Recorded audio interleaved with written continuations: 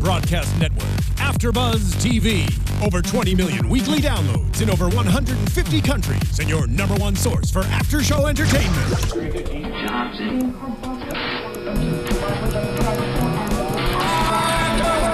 AFTERBUZZ TV, the destination for TV superfans, producing after-shows for over 300 of your favorite TV shows, interviewing celebrities and showrunners, and bringing you behind-the-scenes exclusives. All thanks to E! Entertainment's Maria Menounos, producer Kevin Undergaro, and internet leader Akamai. Now, let the buzz begin! It's Christmas in July here at AfterBuzz. I wish it was Christmas. I know. Hi, everybody, and welcome tonight to AfterBuzz TV for Aquarius, episode 9, titled Why. We're so excited to talk about this with you tonight. It kind of started off a little slow and then got crazy and nuts, and we're excited to talk about it. So make sure you follow us on YouTube, SoundCloud, Instagram, everywhere that you can. I'm Paige, I'm your host, Paige Bonanno, and you guys can follow me on Twitter and Instagram at Paige Bonanno, and here is my co-host for tonight. Yes, I'm Guy David, and you can follow me on Twitter at Guy and a Girl Show, same on Facebook as well. So, during the week I was watching CNN, and they do this thing called the 60s, and when they talk about the 60s, they do a thing called the 70s, and they went into the early 70s. There was a whole hour on Manson. Wow. And it's the first time I've really seen him, heard him talk, the real guy. So it was like him old now? During the murders, while he's going to court, getting put on trial. He's just a creepy dude, man. Oh my God. What is with, like, serial killers and eyes? I don't know. Yeah, their eyes are, like, real weird. They do something creepy where their eyes, like, get big. Because they're psychopaths. Sometimes look at the camera and his eyes just go really wide. And then his girls waiting outside the courtroom. Yeah. And then he gets found guilty. Yeah. And they're just freaking out, man. They're depicted so well. They're wearing the same stuff as it is in Aquarius. Right. And they're like, the world, it's vengeance. It's Satan, it's coming. They can't do this. My God. They're nuts. It was, it was creepy. They go crazy. CNN, the 70s, that profiles Manson for all you Aquarius freaks out there. It was good stuff. Wow. Nightmares forever. Yeah. Creepy. Oh, God. All right. Well, we're going to talk about this episode, and we're going to begin. The ending. What did you think about the ending, Guy? Let's just start with that. I mean, it was just a little nuts, right? Like, we don't want to get too far ahead, but what did you think about, like, the episode overall, I guess? The ending? I wanted to know about the ending, but I guess the episode overall, what did you think? Okay, the episode overall was, again, it depicted the 60s, as we always do. The black, the white, the race, and this time, what have we had? We've had celebrity murders, and now we've had cop murders. Right, so we had a lot of cop murders in this.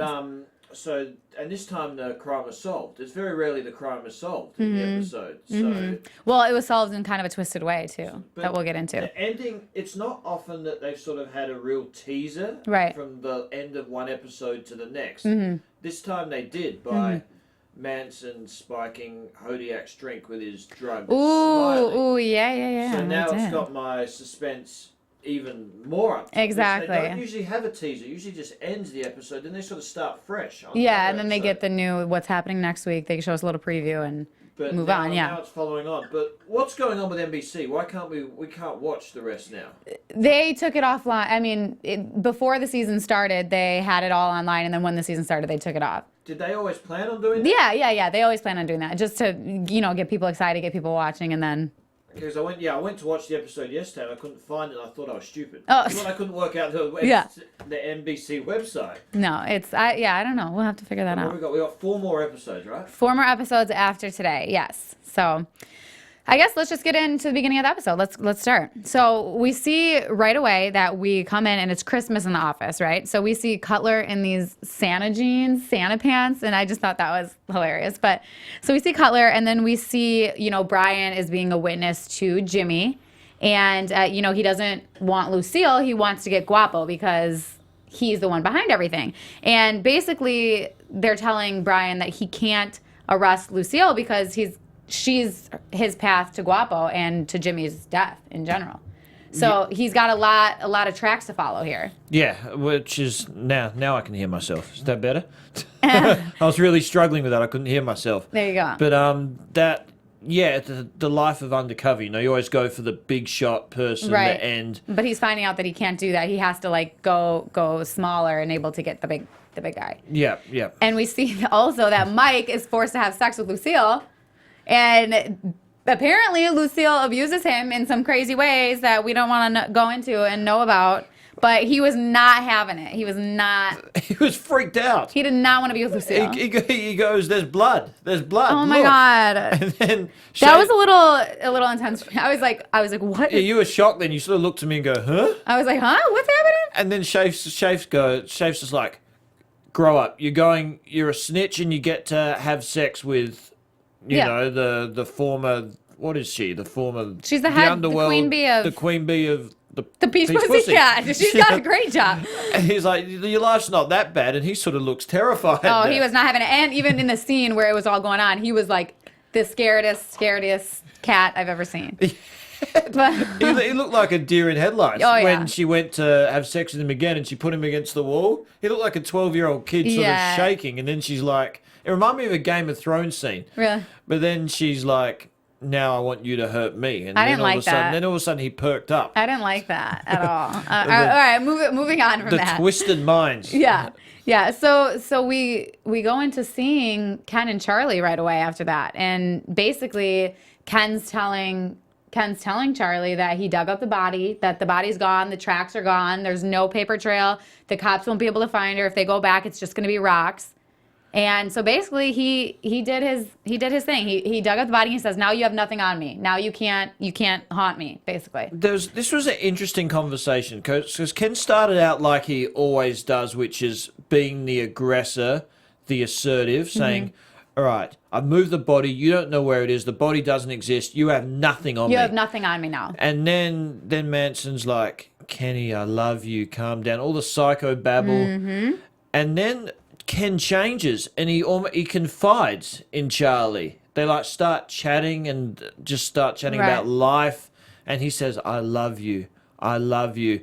And Ken, just being the moron he is, gets sucked into the psycho babble. Well, he tells him that later after they... It was in the same conversation. He started saying, "I love you, when they're outside? I love you, I love you," when he's outside. Okay. And oh, you're right. And that leads to them again sleeping together. But again...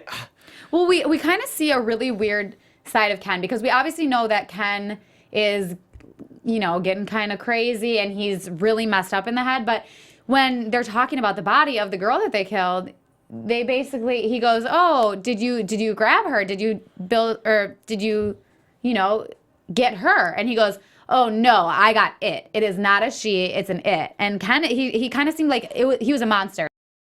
Worse than Charlie to me at that point because Charlie was like, "All right, if that's what you want to call her," and he was like, "It's an it." Yeah, he's just which is disgusting. Like he was the one that he was saying the body's so decomposed it is no longer classified as a human. But he just seemed like a monster because freaky. They obviously had everything to do with the murder of her in the first place, and then they're gonna go. I mean, obviously he doesn't want to think about it, and he's just trying to get it off his back. But it weirded me out. He's so ambitious, but then so weak, then so freaky. He's such an interesting character. I remember last week Spencer said, "I love this actor. I've forgotten his name, but he plays the part so well." And he does, because this is a hard role to play. Because he's completely so messed tormented and messed up in the mind, yeah. And you really feel that with the way he's playing this part. Right. And Charlie just knows it. Charlie just sucks him right in. Charlie's so manipulative. He just draws him in. Oh yeah, and he's saying, "I love you. I love all of you. The light, the dark, the highs, the lows, everything. I love you. I love you." And it's just like he's manipulating me, sucking him back in, and he's saying, everyone's in this prison that they built themselves, and he's sitting there brainwashing him like he always does. I don't get it, because just going back to when I watched the episode and I saw the real Charlie Manson, the guy's so ugly. Oh. I mean, this guy, Gethin Anthony's actually quite a good-looking guy. Right. But the real guy's just creepy, he has power. gothic. It's just power over people. And I was looking at the freakish girls, and some of them were quite attractive. We could see they could be attractive. But he's just got some... He's one of the most influential people I've ever seen. Yeah. The way he just draws people. Exactly. Yeah, and so then we kind of see, Sam is calling Martha, and he's looking for a friend, he's saying. And basically we find out that Martha, the old prostitute, she has a son named Gregory. And we didn't hear anything else about that. So I feel like that's going to be a major key in the next episode because... So the prostitute that's died, that Ken murdered, she had a son. Is that... The old nurse that he was talking to.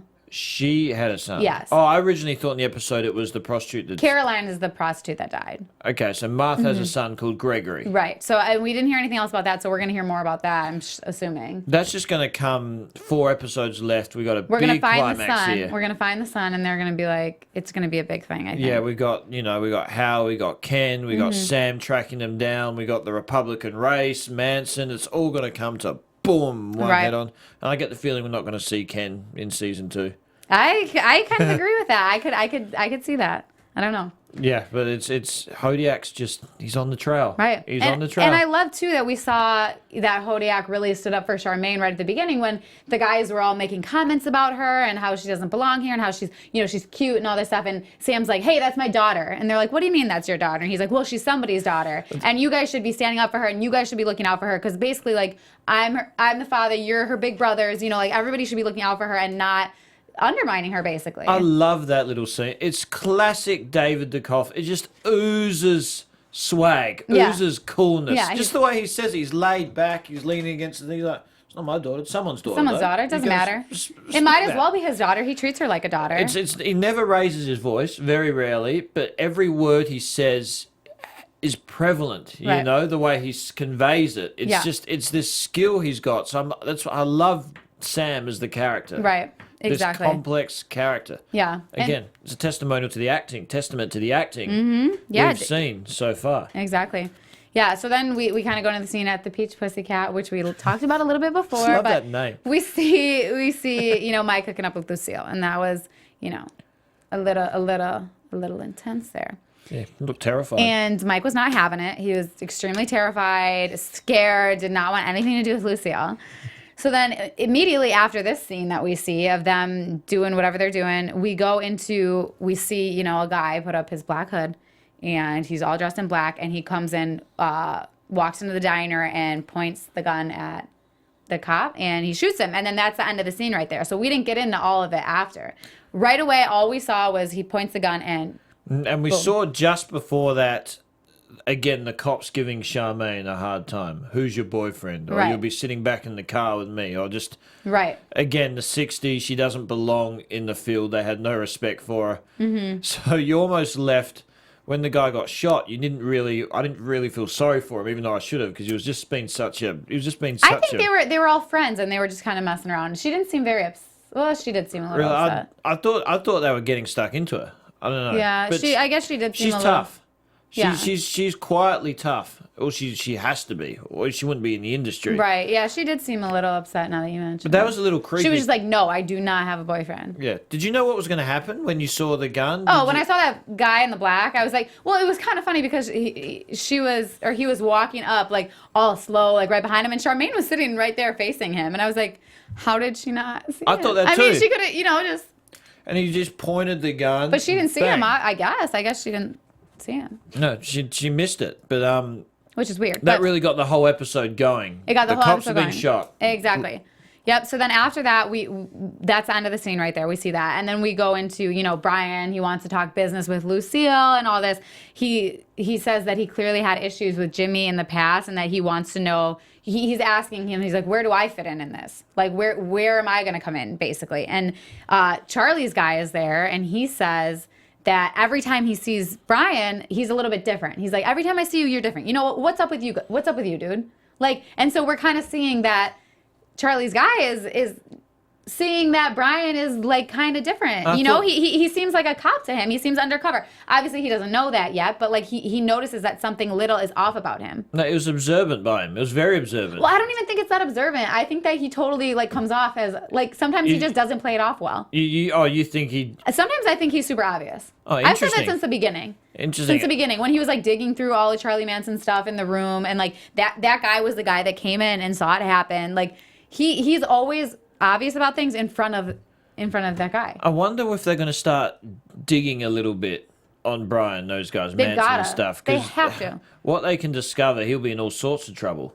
But yeah, it's interesting that they're onto him slightly. You can feel it sort of building where there's going to be a slip up. Right. But he's cool and composed. He gets out of situations with the right. He says the right things at the tough moments. Right. Even when he had one of Manson's girls, you know, she was going to sleep with him, and he got out of that situation. Yeah. He's been in difficult situations so many times and got out of them. And got out of them, yeah. Yeah, he's His luck's good. going to run out soon. Yeah, exactly. It is. He's not very sneaky. I really like him. I do too. He's He's just him and Sam are just likable characters. Yeah, exactly. And their bond is growing. Their relationship, yeah, it's going. They for really respect each other, right? Yeah, They have I think so. Yeah. Yeah, I enjoy watching them together and their relationship they have. Yeah, I agree. Yep. And then after that we go into we see him talking, Brian talking about Jimmy and everything and getting in with her, and then we go back to the scene of Charmaine. She's sitting in the car. She's in shock because she just saw the shooting happen. She was a witness and she survived. We see the whole crime scene and everything. And basically, it was really, it was upsetting, but it was sweet at the same time when Sam, brings her inside and he's like, do you trust me? He slaps her face, and then that's what gets her to start crying and let it out. He's like, let it out, you're okay. He is really acting as a father figure to her. He did everything right. I mean, 20 minutes ago, she'd seen a guy get murdered at point blank range, and it should have been her as well. Right. So the shock she went through, she hadn't experienced that at all before. Well, horrific. Imagine see the scene that we went back to with when he gets shot and his head goes over and we see all the blood spattering. That was an amazing scene. It looked great. Like props to NBC, but he's going, his blood's coming out of his mouth, it's going everywhere. The other guy gets shot in the hand, then he gets shot in the chest, and then he's in shock, and Charmaine's just on the ground. She doesn't know what to do. I thought that scene was amazing, and it portrayed it so well in slow-mo and everything. Yeah, they did it well. I loved how Sam used all his skills to calm her down, but then let her get everything out. And then get her to talk. And he's like, you know what? Remember your training. We're going to go back now. You have to remember this because it all rests upon you. If you can't help us, no one can. Yeah, because she has no time to calm down. They got to get the guy. Every minute past, it's closer to being unsolved. Exactly. So, calm down. Now get with it. Remember your training. Tell me what you saw. Right. So then she goes and tells him. She's trying to remember, and then she's like, he's white. I know it. He's white for sure. And none of the police department is buying this. They're like, there's no way he's white. He's got to be black. And you couldn't really tell in that scene. It was so dark that, like, I wasn't sure. I couldn't really see his hand. You turned to me and go, I thought his hand was black. I thought it was. The lighting and the shadow was so dark that... But then, I mean, I trust Charmaine's judgment. I think that she knows. It was interesting how Sam was completely convinced Charmaine was right. Maybe just because he was with her. Because I still would have been skeptical too. It was Watts, a black neighborhood. Right. Police officers got shot. Right. Well, but then it's interesting too because in each scenario there was a white police officer and a black police officer that was shot. Yeah, we find it out later when the two others get shot that there's obviously a link. Right. So what do you think that's all about? He wants the guy's a racist that shot him. He wants segregation. He doesn't want whites and blacks to be sitting together. So both scenarios we see that, well, the one they're sitting at a diner together and they're, a white man and a black man are eating together. We see that. So then they're friends. They don't like this.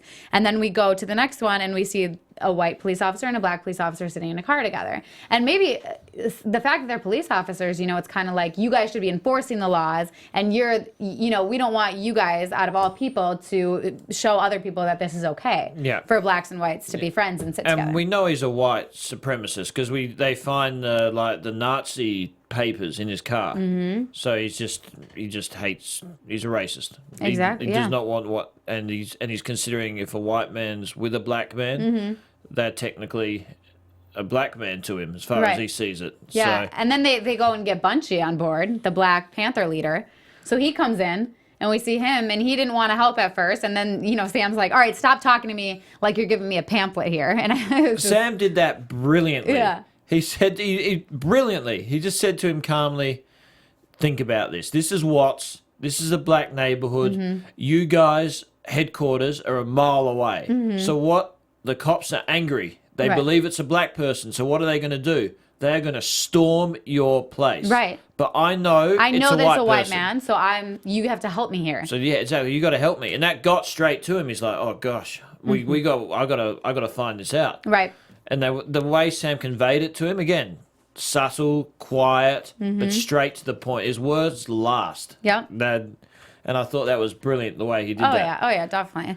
Yeah, so then we go from that and we go back into Ken and Charlie again, our two favorite people, and we see that they slept together again. And you know, they're kind of getting up, and Ken says to Charlie, he's like, "Oh, who hurt you? Who hurt you?" And he was like, "You know, it doesn't matter, you know, you can't do anything to him." And basically Ken's trying to convey the fact that please, you know, don't share this with anybody. Don't show it to anybody that this is happening. You know, like I'm running for he's in this big office chair now and everything that he's been running for, and he's telling Charlie that he can't let this slip, that he can't let this come out. He wants Sam left alone. Yeah, he was like, he told Charlie, he's like, if you really care about me, then you're going to keep this under wraps. Yeah, because he doesn't want any more drama. He goes, this guy's close to my family. He's nearly a part of my family. He cannot be touched because it's going to send his whole camp. It's all about himself. It's all about him. He's very self-centered. And Ken is saying, he's like, I'll make sure that the cop leaves you alone as long as you make sure that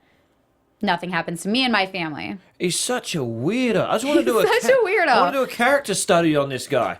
He's just he's so ambitious, so self-centered, so arrogant, but then again he's so easily manipulated and so weak. He's sleazy. He's I don't know. I don't know. He's just crazy. He's a good character though. Yeah. I mean, it's definitely like interesting to follow. Because every time I'm drawn emotionally to someone, I get frustrated by. I know they're a good character. I know they're acting well because it's drawing me in. Exactly. And that's what he's doing.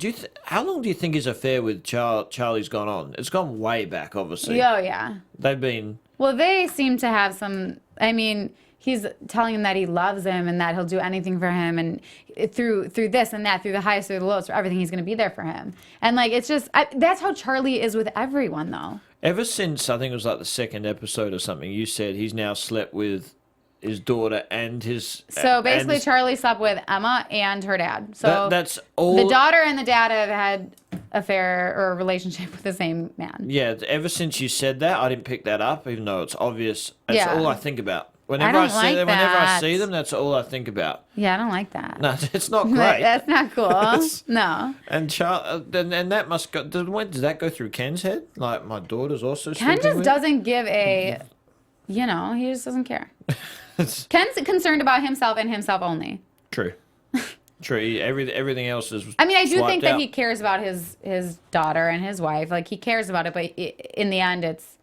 Yeah, I think he'd pick the campaign over his daughter. He did pick the campaign over his much. daughter. That's what we saw last week, is he went up to her and he said, you know what emancipation is, right? Like, basically get out of here because I'm not dealing with this anymore because I don't want my campaign to go down. We didn't see Grace in this episode, too. Oh, poor Grace. Yeah. I'm not really that mad about it. I think she's attractive. Yeah, she's beautiful, but she's just very great crazy to look too. at on the TV. Yeah, but Spencer said she's kind of a pain in the life. booty. Yeah, I know, she's right? weird.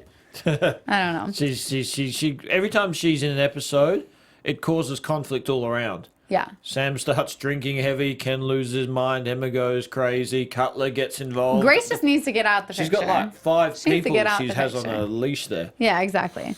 So then we go into, we see that at first the one officer had died on the spot and the other officer was in critical condition.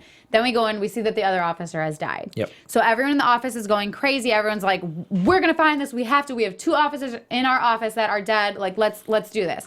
And then we see the one guy in the office just come up to Charmaine and just rip her to shreds. He's like, you don't belong here. What are you doing here? You think that you can actually be with these guys? He's like, you were the one that should have died. All these 2 officers died for you, and you should have been on the ground. Like, why aren't you dead? You shouldn't have even been there in the first place. No, I just wanted someone to hit him in the stomach so he couldn't breathe because he was overweight. I just wanted someone to just crack him. It was just unreal, though. Like, he's like, 2 good men got killed, and you're still here. Like, does he not think, I guess back there, what Charmaine had just been through? No, he doesn't care. She just watched 2 colleagues she's nicely having lunch with 1 second. Next second, one is blatantly shot in the head. It's not her fault. She's going to have lunch with these guys. He just needed someone to take it out on, and They weren't.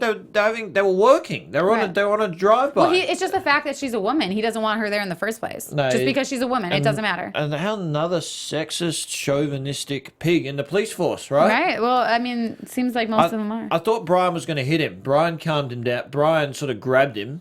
And then Sam kind of pushed him away. But then, I mean, I feel like the situation could have escalated a lot more, but it didn't because that's exactly when they got the phone call saying these 2 other officers died. So that kind of dulled down the situation. But yeah, it was just... Yeah, and that put the link to the white supremacy, the racist aspect of it, what was going on. Yeah, exactly. So then we kind of go into how, the oil leak.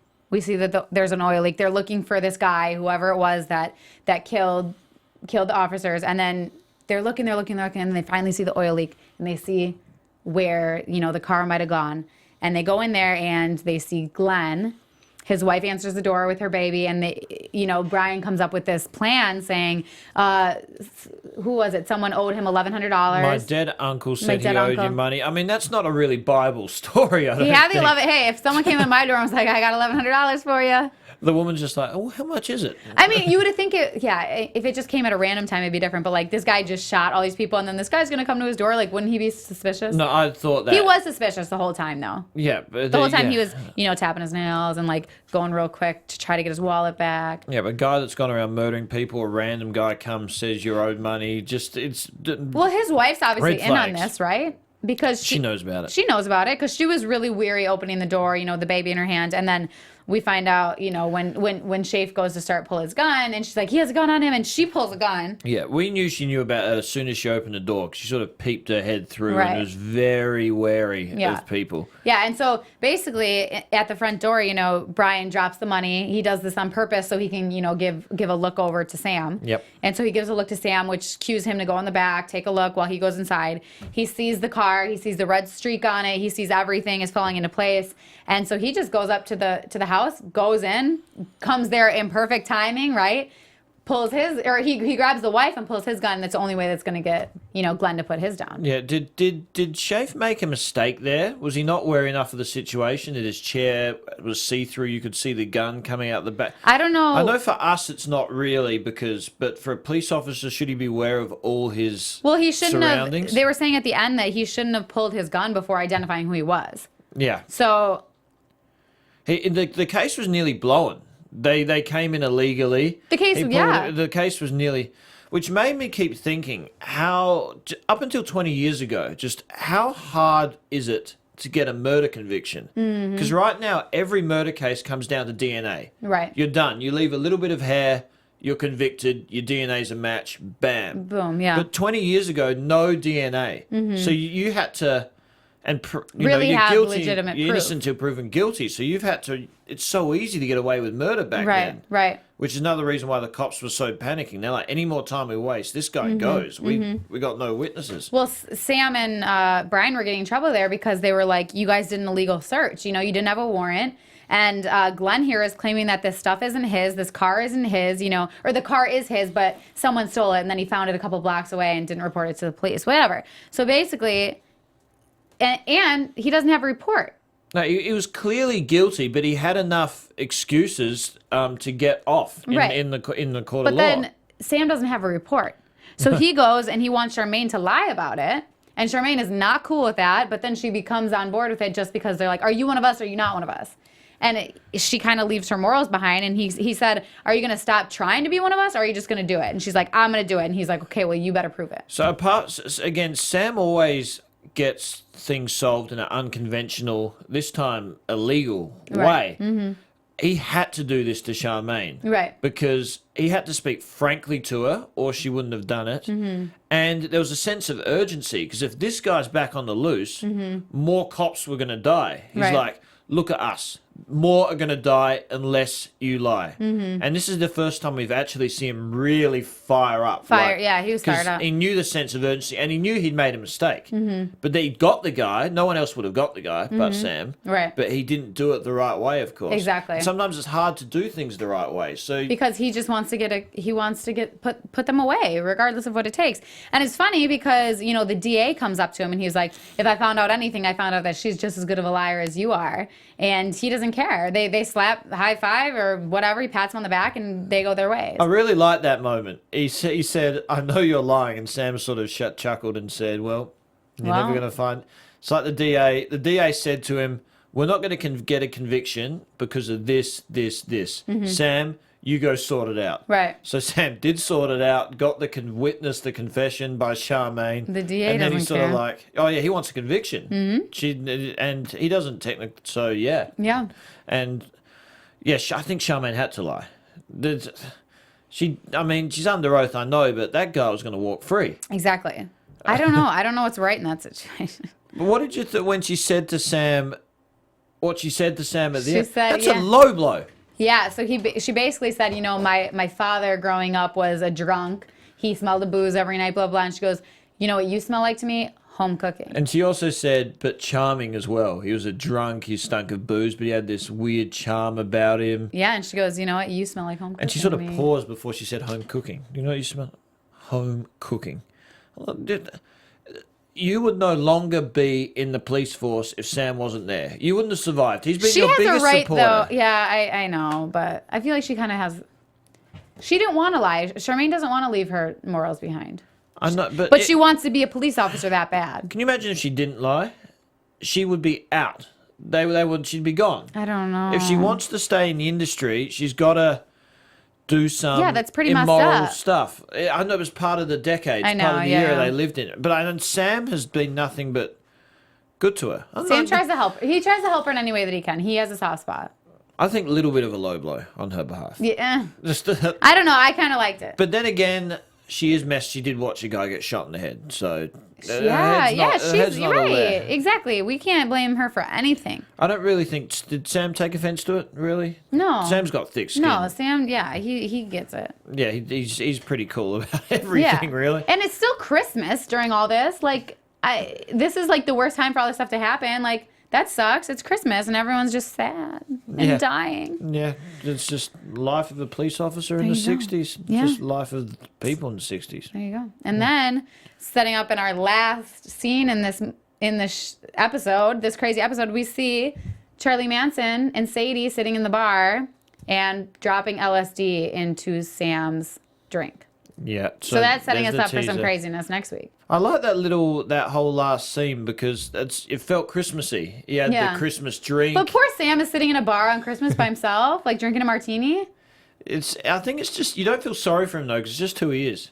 But he doesn't seem, I don't feel sorry for him because he just doesn't seem to care. He's like, he doesn't care, and he's in relationships. He loves women. He gets it when he needs it. He just chills by himself. He's hanging. And I can't believe he didn't see Charlie.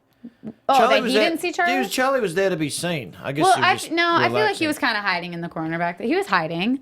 Yeah, but that's now I'm a bit nervous.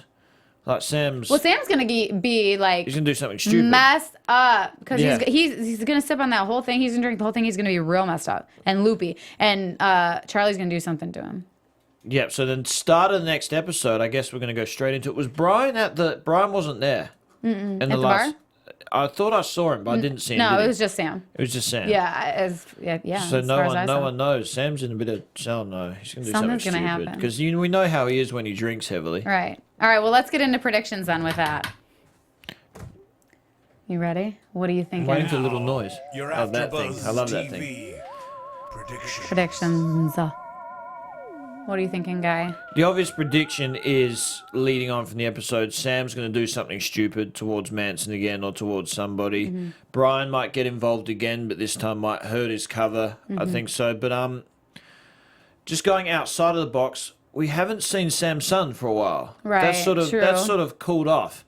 And that's become such a big part of the series. Mm-hmm. He's gone AWOL and he's threatening to tell the media. Mm-hmm. There has to be an episode on that coming up. We didn't see Grace. We didn't see Walt. We didn't see Emma. We didn't see a lot of people in this episode. Oh, yeah, we didn't even really see Emma. No. I think Sam's going to be in a very tough situation soon. That's my prediction. And not to do with Charlie, to do with his son. His son's going to tell the media, he's going to do something, and it's not going to be good. I think that Charlie is going to beat up Sam just as bad as he was beat up. Do you think? He's going to get messed up. He's drugging him. Like, he's going to be on these crazy drugs by himself in a bar. Like, Charlie's gonna like take him away to some weird place or like do some crazy stuff to him. I don't know. Yeah, I'm more worried kinda that scared Sam for will him. beat up Charlie's people to death, nearly. But Sam's gonna be drugged and out of his mind. Yeah. He's not gonna be able to, I just throw can't some imagine punches. Charlie throwing punches. He gets other people to do his dirty work. That's true. He might get his right-hand man. What's his name? The guy. The guy. Forget his name. I don't.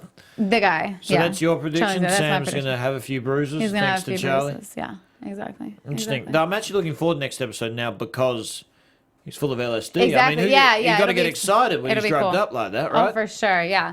Well, thank you guys so much for joining us tonight. We had a blast talking about episode 9 of Aquarius called Why. Can't wait Why? to see what happens next week. So make sure you subscribe on YouTube, SoundCloud, everywhere you can. We're so happy that you guys joined us tonight. I'm your host, Paige Bonanno. You can follow me on all social media, Twitter, Instagram, everywhere at Paige Bonanno. And I'm Guy David. Talk to me on Twitter at Guy and a Girl Show. I need some friends. I need people to interact with. All right. Thanks so much, guys. From executive producers Maria Menounos, Kevin Undergaro, Phil Svitek, and the entire AfterBuzz TV staff, we would like to thank you for listening to the AfterBuzz TV network. To watch or listen to other after shows and post comments or questions, be sure to visit AfterBuzzTV.com. I'm Sir Richard Wentworth, and this has been a presentation of AfterBuzz TV. Buzz you later. The views expressed herein are those of the hosts only and do not necessarily reflect the views of AfterBuzz TV or its owners or principals.